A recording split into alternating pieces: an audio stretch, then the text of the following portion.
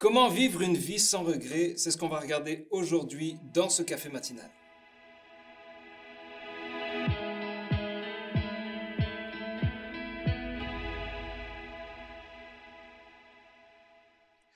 Bonjour à tous.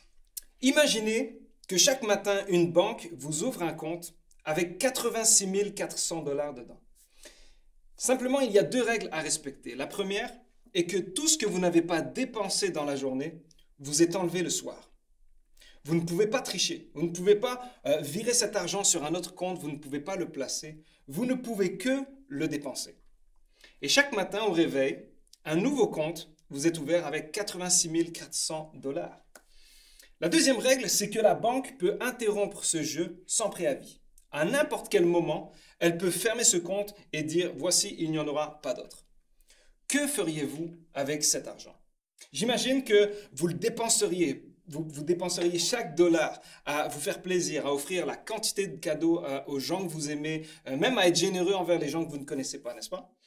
Vous feriez en sorte d'utiliser chaque dollar pour apporter du bonheur dans votre vie et dans celle de ceux qui vous entourent. Mais vous savez, cette banque existe et nous l'avons tous, elle s'appelle le temps. Nous avons en une journée 86 400 secondes.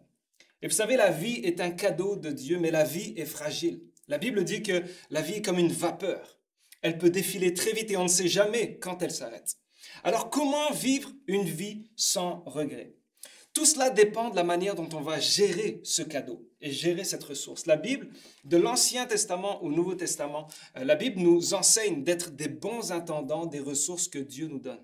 Et vous savez, le temps est une des ressources la plus précieuses.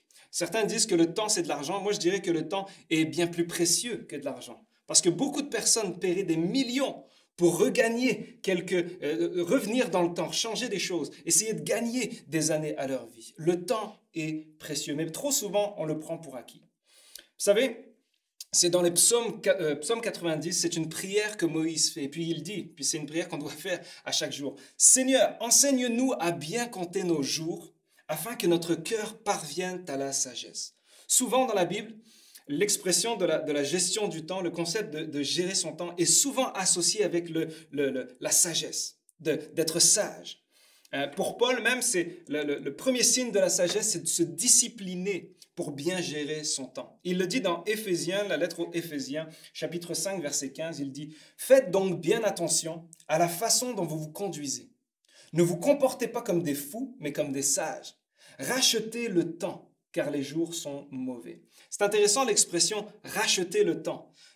Trop souvent, je pars un peu en retard de la maison et puis je roule vite et puis c'est ce verset qu'il a. Allez, rachète le temps. Non, on peut pas. On peut pas partir trop tard et puis essayer de racheter du temps, revenir en arrière. Ça fonctionne pas. Le terme « racheter le temps », l'expression en grec, c'est deux mots. C'est exagorazo et kairos. J'ai aucune idée si ça sonne plus espagnol que grec, mais vous m'aurez compris. Le terme, donc, racheter le temps, il y a le concept de kairos. Le terme kairos veut dire le moment. Pas forcément le terme chronos, qui est le temps qui passe, mais le kairos, le moment, un moment de destinée qu'il ne faut pas manquer. Un peu comme si Paul nous disait, il faut saisir toutes les occasions qui s'offrent à nous et en faire bon usage.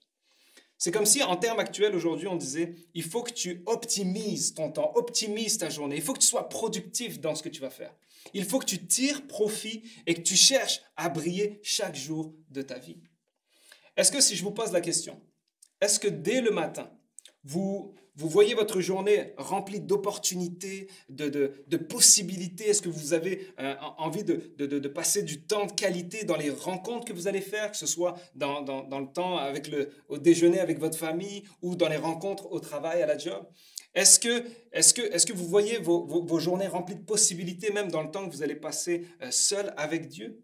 Ou peut-être à conseiller quelqu'un dans la journée? Est-ce que vous voyez votre journée en disant c'est un cadeau de Dieu, puis cette journée-là va vraiment compter? Ou est-ce que, comme trop souvent, trop de monde, vous vous réveillez le matin en disant j'ai déjà hâte que cette journée se termine? Ou en commençant le lundi matin en disant j'ai déjà hâte au vendredi soir? Est-ce qu'en ce moment vous subissez votre vie et vous courez après votre temps? Ou est-ce qu'en ce moment vous maîtrisez votre temps? J'aime la citation qui dit il ne faut pas essayer de rajouter des années à sa vie, mais plutôt de tout faire pour rajouter de la vie à nos années. Est-ce que c'est toi qui maîtrises ton temps ou est-ce que c'est le contraire? Si tu n'es pas le maître de ton horaire, quelqu'un ou quelque chose d'autre le sera à ta place. Là, ici, je ne parle pas de est-ce que tu veux quitter ta job et puis vraiment prendre un temps dans les montagnes tout seul à juste prendre ton temps. Non, on a tous des circonstances plus ou moins faciles dans la journée, dans la semaine. Mais en fait, Dieu est en train de nous expliquer, rachète le temps, c'est saisis les occasions qui sont autour de toi, quel que soit le contexte. Que ce soit la job de rêve que tu vives ou pas du tout, que ce soit un temps en ce moment où tu es en arrêt de travail ou en ce moment tu te dis je suis dans la période la plus productive de ma vie. Est-ce qu'en ce moment tu rachètes le temps de la bonne manière? Je me souviens, alors qu'il y avait un jour où j'arrivais pas à travailler. Je ne sais pas si ça vous arrive aussi, là. Mais c'est un jour où je ne suis pas productif du tout. Et puis là, j'essaye d'avancer, mais je procrastine, j'y arrive pas. Puis à un moment donné, je dis, je vais juste prendre une marche. Je vais arrêter ce que je fais, je vais aller prendre une bouffée d'oxygène. Et en marchant, je rencontre quelqu'un de l'église que je connais. Et alors que je prends quelques nouvelles, comment ça va, voici, on parle par politesse, comme on voit tout le monde, on prend quelques nouvelles. Et là, je me dis, OK, j'ai l'impression que ça n'aurait pas dû se passer comme ça. J'aurais dû rester à la maison et être productif. Mais là, j'ai l'impression que cette rencontre nous emmène peut-être à un moment de destinée. Alors, je commence à questionner la personne. J'ai l'impression que sur mon cœur, je dois aller plus loin. Comment vas-tu? Est-ce que ça va en ce moment? Et puis là, petit à petit, la personne commence à s'ouvrir en expliquant qu'elle a des doutes. Puis à un moment donné, on parle même de Dieu, de son identité en Dieu. Waouh, c'était fort. Puis c'était un moment où, en quelques minutes, alors que moi, j'étais totalement découragé, j'étais vraiment pas productif cette journée-là, alors que j'ai commencé à parler à cette personne, puis j'ai vraiment senti que je devais encourager cette personne. Et à chaque fois que je l'encourageais, il y avait un feu qui venait en dedans de moi. Et ce moment qui devait être juste un moment qui passe a été un moment de destinée pour cette personne. Elle a pris des décisions pour Dieu, puis quelques semaines après, on a vu des belles choses arriver dans sa vie. Ce moment-là, il y a eu comme un kairos de Dieu de dire, prends le moment, saisis cette opportunité et fais en sorte que ce moment soit important. Comment vivre une vie sans regret? La première chose, c'est de saisir donc toutes les occasions qui se présentent pour en faire des moments de destinée. Et la deuxième, comme Paul le dit, racheter le temps, c'est de reprendre ce qui a été volé. Exagorazo, c'est un terme en grec, et la définition, c'est quasiment racheter quelque chose qui appartient déjà à quelqu'un d'autre, mais surenchérir pour l'obtenir. C'est fort, parce que ce terme-là, exagorazo, est utilisé que dans deux contextes du Nouveau Testament. Celui de gérer son temps, rachète le temps que Paul utilise deux fois, mais également dans Galates quand Paul dit que Christ nous a rachetés. C'est-à-dire que nous étions loin de Dieu et Dieu est venu nous racheter pour qu'on puisse être réconciliés avec lui. Alors, quand Paul utilise ce terme exagorazo, il est en train de dire il va falloir que tu reprennes ce qui a peut-être été volé par quelqu'un d'autre. Est-ce qu'en ce moment, le temps qui passe, est-ce que c'est toi qui as la maîtrise? Est-ce que c'est toi qui l'optimise de la meilleure manière? Ou est-ce qu'en ce moment, tu le subis? C'est un peu se dire, je comprends tellement la valeur du temps qui passe que je ne vais plus perdre un jour de plus.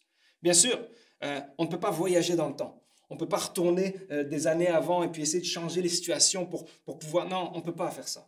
On ne peut pas revenir en arrière et essayer de changer des situations passées. C'est déjà trop tard. Par contre, on peut faire en sorte qu'aujourd'hui, le passé soit rattrapé. Je m'explique. C'est reprendre ce qui a été volé. En fait, si je pose la question, que dois-tu arrêter aujourd'hui que tu tolères déjà depuis trop longtemps? Ou que dois-tu commencer aujourd'hui que tu remets à plus tard depuis trop longtemps?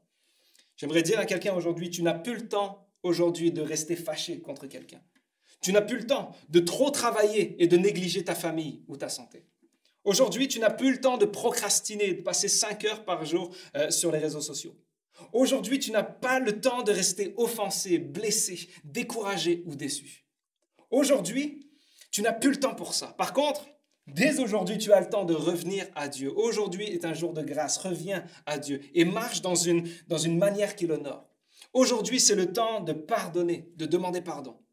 Aujourd'hui, c'est le temps de dire aux gens que tu les aimes, si ça fait trop longtemps que tu ne l'as pas fait. Aujourd'hui, c'est le temps peut-être de prendre le téléphone et de contacter quelqu'un que tu dis, il faut vraiment que je lui parle de quelque chose. Aujourd'hui, c'est le temps de profiter de la vie que Dieu t'offre. Ne subis pas ta vie, mais maîtrise ton temps. Rachète le temps. Ne vivons pas comme des fous à essayer juste de faire ce que tout le monde fait. Non, non, non. Prenons le temps de regarder quelle est la volonté de Dieu. Discerner le bien du mal. Qu'est-ce que je fais en ce moment qui amène la vie?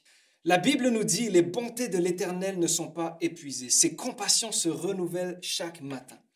Peut-être quelqu'un dira, mais c'est très conceptuel. C'est quoi des bontés, des compassions? En fait, c'est que si tu respires en ce moment, c'est que Dieu te donne du temps pour régler tes affaires, pour mettre ta vie droite devant lui. Reviens dans la bonne voie, fais ce qui est bien aujourd'hui, saisis toutes les occasions qui s'offrent à toi et brille, fais le bien. Agis avec une belle attitude, sois pas comme un fou, sois comme un sage. Rachète le temps. Rachète le temps qui a été volé par des situations blessantes ou des choses que tu as fait ou des erreurs. Non, non, aujourd'hui, les choses anciennes sont passées. Maintenant, tout est devenu nouveau. C'est ça la bonne nouvelle de l'Évangile, c'est qu'aujourd'hui, on peut vivre une journée qui compte. À partir de maintenant, remettons les compteurs à zéro et faisons de notre vie une vie qui compte et vivons-la sans regret. Est-ce que je peux prier pour vous? Seigneur, merci parce que tes bontés se renouvellent et ta grâce est là. Merci parce que tu nous donnes le cadeau du temps, de la vie. Et aujourd'hui, Seigneur, on veut faire que cette journée soit productive, soit optimisée de la meilleure manière que tu veux. Aide-nous, Seigneur, à discerner ta volonté, de savoir quoi faire. Seigneur, donne-nous de ne plus tolérer des choses qui ne sont pas bonnes pour nous. Aide-nous à commencer les choses que ça fait trop longtemps que tu nous appelles à faire. Aide-nous à rentrer dans notre appel pour te glorifier, pour briller, parce que tu nous as appelés la lumière du monde et le sel de la terre. C'est en ton nom, Jésus, que nous avons prié et tout le monde dit Amen. Bonne journée.